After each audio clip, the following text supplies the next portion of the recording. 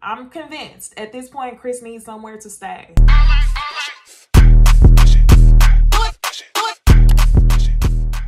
Hey y'all, it's Niecy Dixon. Welcome back to my YouTube channel. If you are new here, welcome. If you are returning, make sure you are subscribed, okay? It was actually a couple of y'all in my last video who admitted that y'all have been coming back and watching these Married at First Sight reviews, but you have not hit subscribe. So come on, you're gonna come over to my house for dinner and not say thank you, not leave a thumbs up, not subscribe.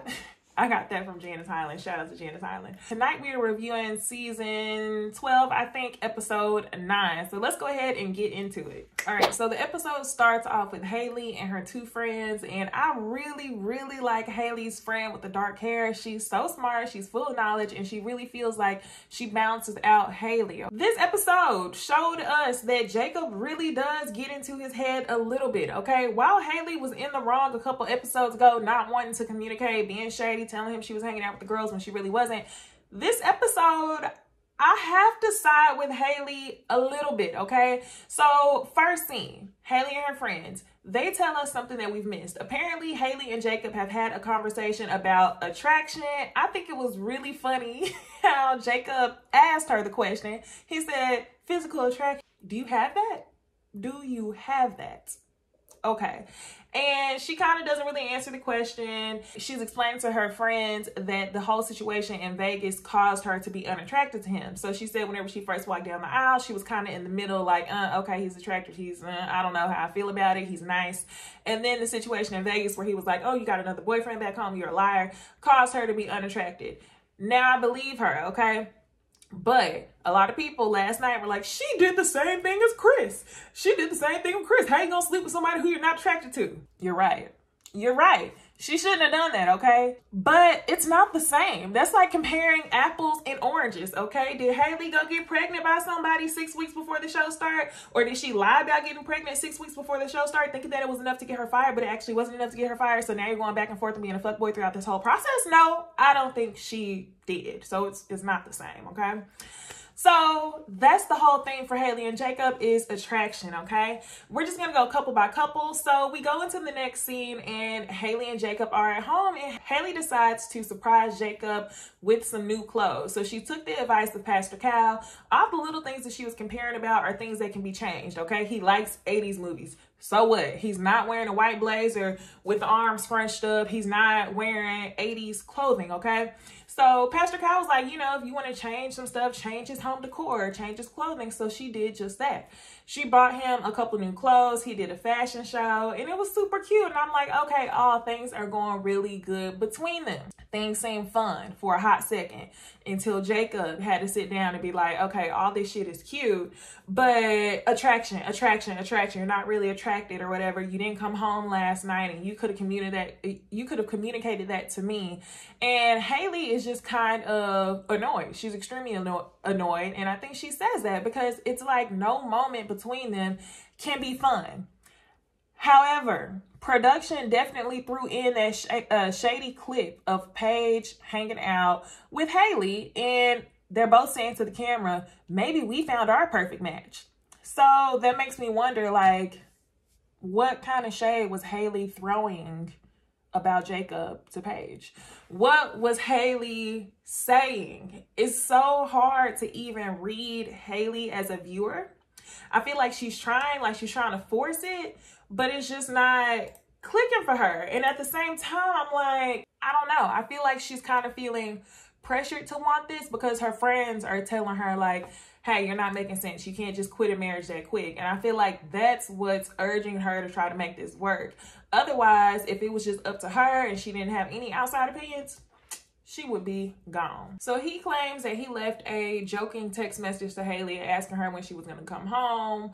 And, you know, she didn't really come back until after midnight and he wanted her to come home a little bit earlier so they could actually hang out. And when I saw this scene, I was like, wow, maybe Jacob really is in his head. But that's not to say that it's not caused by Haley not communicating. So let's go ahead and get to the next Haley and Jacob scene.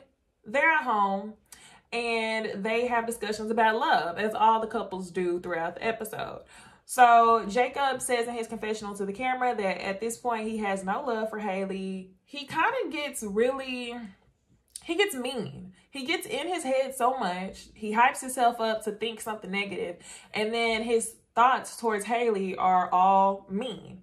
So then Haley's asking him like about his last relationships and has he ever been in love before, and he basically says that the common thread was definitely attraction. Shade, okay? He really feels some type of way about the attraction comment.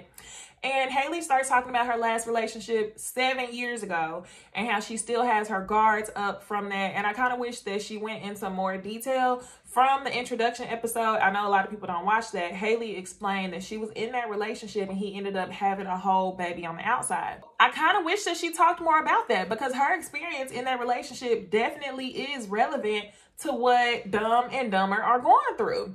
So I wish we knew a little bit more, but Haley's walls are up. Jacob says that he kind of is at the point to where he knows that there's nothing that he can do to lower her guard at all. The last Haley and Jacob scene we get as a couple, they're on a date, they're at a restaurant, they're finally getting along, and it seems like Haley is deciding that they need to reset, that she can't hold anything against him, he can't hold anything against her, and things are looking hopeful, but I feel like we get this every single episode with Haley and Jacob. Something's going to fall apart. Haley's not going to communicate. Jacob's going to get in his head. And then boom, that whole bridge to resetting is going to be burned straight down the middle. So I hope that y'all really get somewhere to where y'all are actually resetting. And I hope that Haley is communicating with Jacob enough to where he feels confident enough to where he's not making Haley the enemy in his mind. So I hope they work for the sake of Jacob because Jacob is my favorite person on this cast. All right, let's get into Ryan and Clara. This episode, if anything, kind of made me feel like, Ryan might be more awkward than Jacob. Every other word is sure. I'm like, oh my God, Ryan, put some seasoning up in that. Ryan is just so bland. And I don't know if it's because he's shy or what, because I feel like also in the introduction episode, his friends explained him as being like a class clown, getting along with everybody. And I think he might just be a little bit shell-shocked, especially because he's probably never been on TV before. So he's very bland.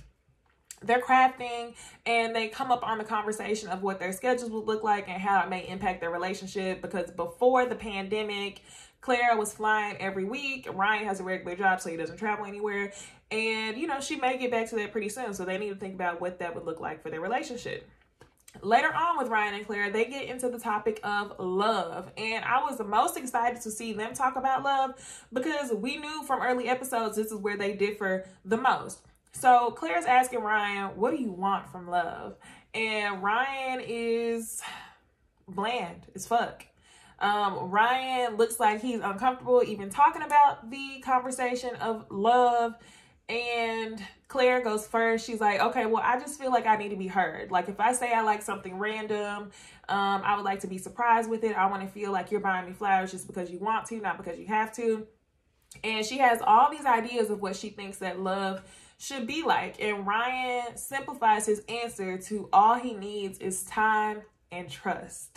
And I think that's a pretty fair answer.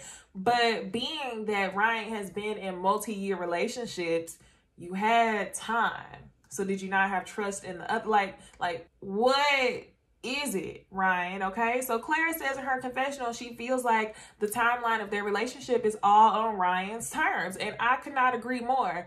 A lot of the people are saying, not me, a lot of the folks are saying that Ryan ain't really into females like that. I really don't know.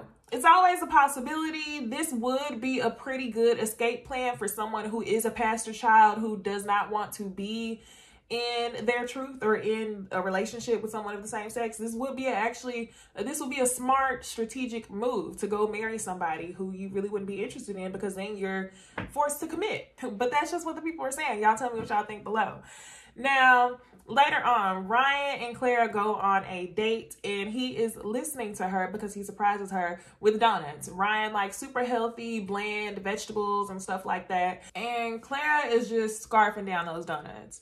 So they get into a discussion, and I honestly don't even know what it was about. Like, it was just Ryan going on and on and on, and Clara hit that on the head. She was like, I feel like I'm at a self-help motivation talk. Listen, and you get free donuts. And I was like, damn, but where was the lie? She didn't lie. And Ryan just kind of awkwardly sits there. He's talking to her about success and something about your purpose. Know your purpose. Have you ever felt this way? And she was like, no, actually never. So I think Ryan and Clara are very different. I mean, it's very obvious. But the fact that Clara is sexually frustrated and that Ryan is bland as cardboard or water, Clara and Ryan, I don't know. Stuff ain't looking too good. But at the same time, I don't think they're going to get a divorce. I feel like Ryan is the type of person who is very bland and very coast and level. And I don't think there's anything that will make him leave her unless it's something wild, okay? Ryan seems to be like he is a religious person and that a lot of his values are of those of someone who is in the church. He don't seem very churchy on screen, but he definitely carries those values. So for that reason, I don't think that he's going to divorce Clara. Combined with Clara just wanting somebody, I don't think Clara's going to leave. Y'all tell me what y'all think. Are Ryan and Clara gonna make it? Now, Eric and Virginia, they are golfing, and we come to find out that Eric had gone to work, so they're coming off of not seeing each other again for yet another weekend. Keep in mind, y'all, they mentioned that they still have 5 weeks until decision day, so this is week 3. So, last episode, I, and a lot of y'all, absolutely thought that Eric was tripping, saying that he wanted text messages every hour or two while Virginia was on vacation. But the tables have turned. Virginia feels like Eric didn't text her enough while he was gone. And I'm like, okay, so I see it now. Virginia simply just wants her man at home while she runs the streets all night and while she's at the bar. So now things are swapped, and she feels like Eric isn't communicating. So they get into a conversation about love. One other thing, I just wanted to call this out about the character of Eric. Eric gets on my nerves because he thinks he knows everything, especially whenever they started this relationship talking about the ex. He says that he compares a lot of the relationships that he's had to his ex. So at the beginning, Eric is explaining his ex-wife as like, you know, something that they just had to do. Like they just got married so she can move in. But then he also explains how he was in love with her and they were together for years. So why are you downplaying this as if you never really wanted to marry the girl? Another thing I noticed from episode to episode is that Eric thinks that he has the recipe for a perfect marriage, but he's divorced. So I think, Eric, you still have room to learn about what it is that you could do on your part. You feel like because you're older and more mature than Virginia, that you can mold her to be who you want her to be. And to me, I just don't like the controllingness of it all. It's just odd. Like Jay Lee, shout out to Jay Lee's Corner on YouTube. She is so funny. She says that Eric, to her, looks like a killer. And I get it. Like the personality type that Eric has is those of the husbands on ID channel. Like you think you know everything. You want to force your wife to do this. You want to be controlling. And then whenever things don't go their way, like, all of a sudden you wake up and boom, you snapped.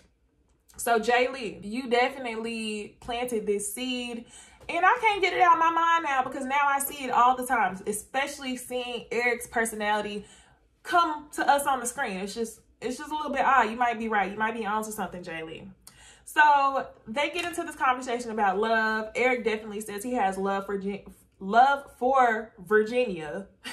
I'm struggling with her name. Should I just be like the other YouTubers and just call her Vodka? Oh my God. He has love for Vodka, okay? And he says that he accidentally has said it before to her. And he tells her that he compares everything to his ex. Virginia feels some type of way about that. And then she goes into her past history with relationships and she starts talking about her parents.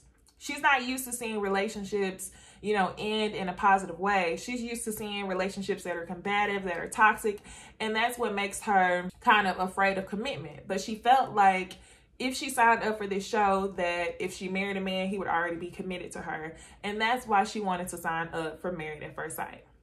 So later on, Eric plans a dinner for Virginia at his bachelor pad, and he's asking, you know, why did Virginia sign up for this? This is something he wanted to know. He wants to know if she's actually serious about this. And, you know, she kind of says the same thing. Virginia explains to him her issue with him mentioning the ex-wife. And all it took was for him to say, no, I never felt that way again until you.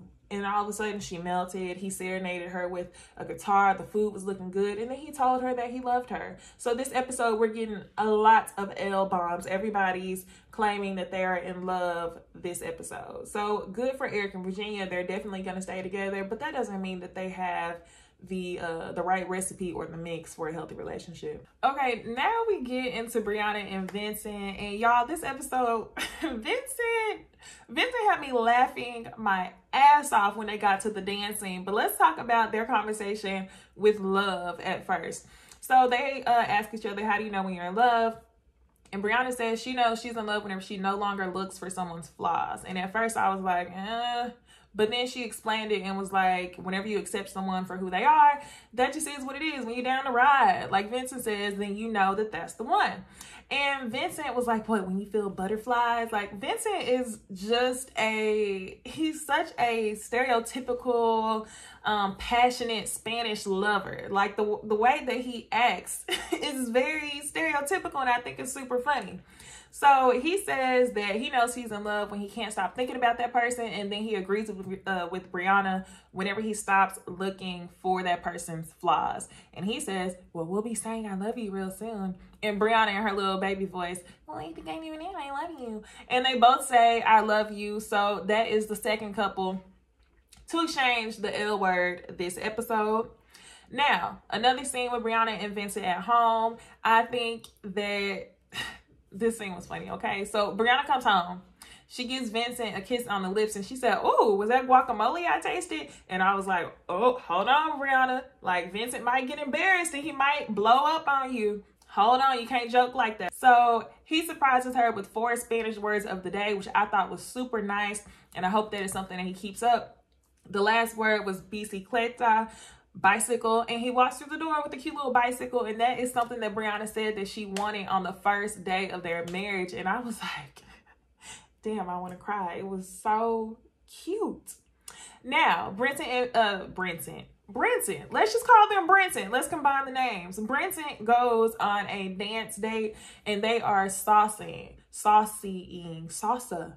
They're doing salsa dancing, okay? Vincent claims that he loves to dance, but he doesn't salsa. He does a different type of dance. And he's struggling, he's uncomfortable, and he's really getting in his head. You can tell that some of the events that happened in Vincent's life, potentially having to do with his father, because he said he didn't grow up in the best household, definitely play a part in how he acts now. He's always in fear of being embarrassed, and that's exactly what was going on. I was laughing my ass off because I'm like, it's not that serious. And you could tell Brianna closed off. She didn't know if she should baby him or what she should say because she was afraid that she was going to upset him even more. And that's one of the things that I feel like is dangerous to their relationship. Vincent cries and cries and cries about respect, which will train Brianna, for lack of a better word, to suppress some of the things that she typically says because she doesn't want to set him off.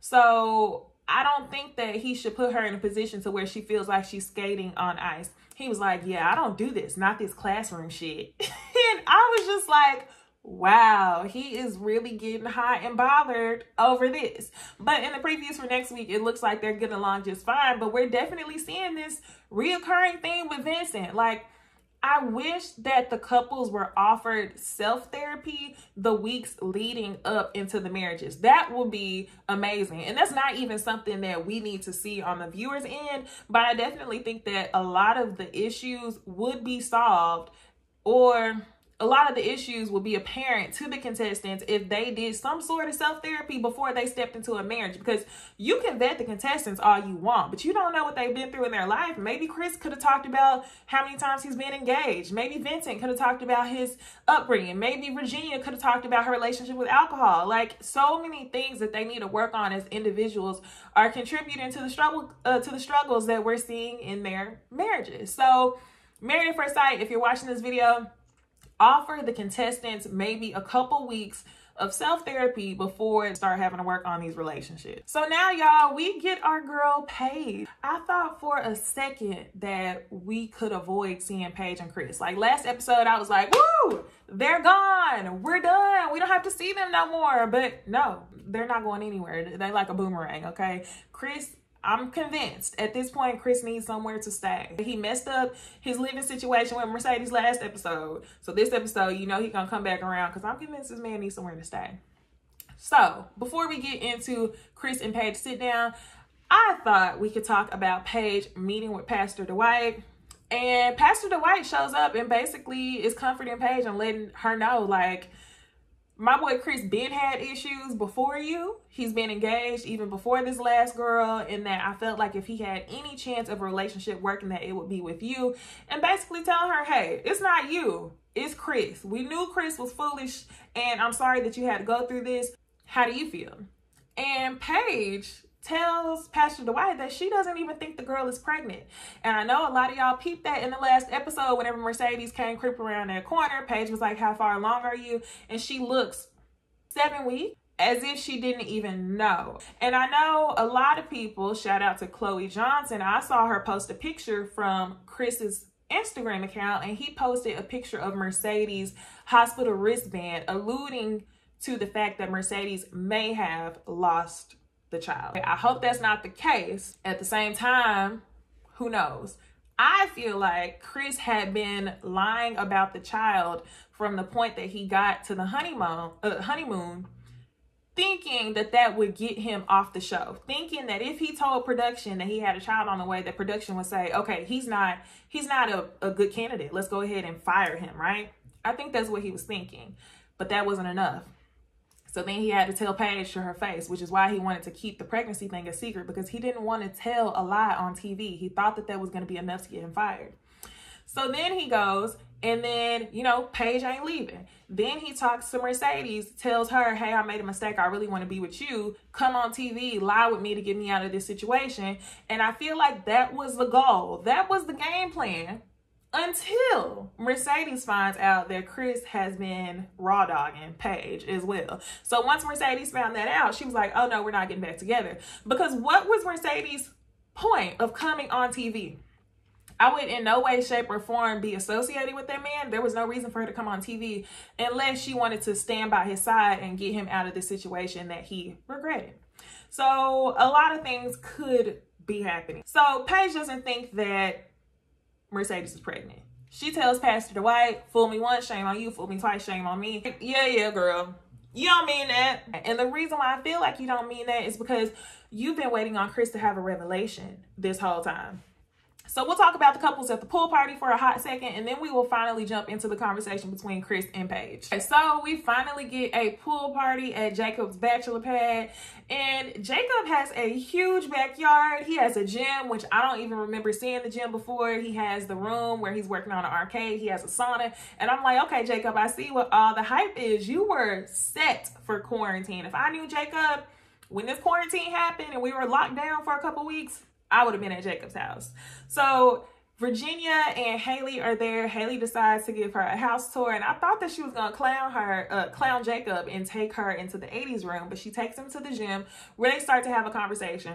And Virginia expresses that she didn't really feel appreciated by Eric, and Eric feels like he wasn't really appreciated by her, but overall they're still good. Whatever. Very little things. They're gonna stay together. They felt like they weren't appreciated. They weren't communicating, that's all. So Haley explains to Virginia that she feels like Jacob's taking everything too serious and that they don't have an opportunity to have fun in their relationship. And that's why I was like, girl, you might be right. Haley, you kind of upset me because you hurt our boy Jacob's feelings. But I think you're right. Jacob is taking things a little bit too seriously. And like his friends told you in the episode before, he gets in his head. So Brianna shows up, Paige and Clara show up, the rest of the couples. Of course, Paige shows up alone, no sight of Chris. And Paige tells the ladies, this relationship no longer serves me at this point. At this point, y'all. Should that point change, Paige will be right over there, okay? So peep the word choice that she uses. And they said, okay, so what are you going to do? And she says, whatever the Lord presents to me that morning, whatever the good Lord presents to me that morning, that's what I'll go by. Don't talk about it. Be about it, okay? A lot of y'all were rooting for Paige. A lot of y'all were rooting for Paige. She had me, I'm not going to lie. She had me for this much time. That much amount of time, I was like, okay, Paige, I knew you weren't that dumb. I knew you weren't lost. But no, y'all. She continues to prove to us that she is lost because she's waiting on a revelation. She's waiting on things to change, and she is biblically brainwashing herself. Last video, I know a lot of y'all, some of y'all are new to my channel. Somebody commented on my last video and said I was waiting on you to hold Paige accountable. And that's where I will say, go back and watch the rest of my Married at First Sight videos. So let's talk about Dumb and Dumber. Paige and Chris getting together for a sit down. So they're sitting down. Paige walks up in his tight ass skinny jeans, just hips just walks up in his tight ass skinny jeans. And he says to Paige, what's going on? You're smiling at me today. And Paige is like, no, seriously, Chris. No, seriously. Like, you're out here making me look crazy. No, seriously, what do you want? What are we here for? And Chris, in his confessional, is saying that he feels blindsided that Pastor Dwight, when he met with Paige, he shouldn't have done that, and that he is no longer fooling with Pastor Dwight. I said, not the pastor. Really gonna cut him off because he's out here spilling tea that you don't want to be spilled, that people with common sense can clearly see, but Paige can't see? Okay, so it was just very awkward. And she was like, have you had a revelation? And he basically tells her that he's stuck in between a rock and a hard place. He feels like he doesn't want to not be with Mercedes because there's a potential that she could take his child away from him and his child never know him. But then on the other side of things, he feels like he's already committed to a marriage. And as soon as he said marriage, Paige just, her face just lit up because it's all she needed to hear.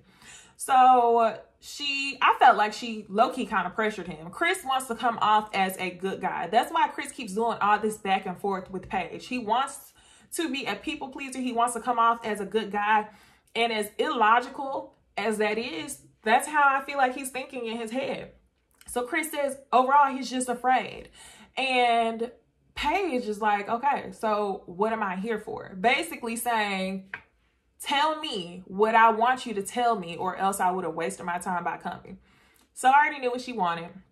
And he said, we just need a reset. And they decide to shake hands. Hi, I'm Chris. Hi, I'm Paige. Nice to meet you. Kick these people off this show. Kick them off. I don't want to see them anymore, okay? I don't want to see them anymore. I can't. I've never seen this level of stupidity. I'm convinced that Paige is volunteering herself as tribute to teach young girls to what not to do, okay? And another thing I just had on my mind, for those of you who have children, young girls specifically, please teach them that they are the choosers, okay? You don't have to sit around and wait to be chosen. Paige says in her confessional that she just wanted to be a wife so bad. What I feel like was missing is that Paige wants to be a wife so bad that it didn't matter who she felt like she was going to be paired with. It didn't matter if they paired her with a mental abuser. It didn't matter if they paired her with a religious fuckboy. She just wanted to be a wife so bad. She just wanted to be chosen. When the reality is, although men propose, women, you are the choosers. Decide what is deserving of you. Don't just look for your goal in life to be a wife. My mind is all shook up. My words are so discombobulated because this girl has me so upset. And I feel like there's a message to be given here. You are the choosers. Don't just sit around and wait to be chosen. So take Paige as an example. share this video with your friends and family, like, comment, and subscribe because I know y'all have watched more than one of my Married at First Sight videos. Don't forget, you guys, tonight is the ladies' first panel. This is on Jay Lee's Corner on YouTube. It'll be me, Jamie, that's me, Bondi Blue, and Jay Lee, and where we will talk about our favorite shows, Sisters, Married at First Sight, amongst other things. But go ahead, like, comment, subscribe, and I will see y'all in the next video. Bye.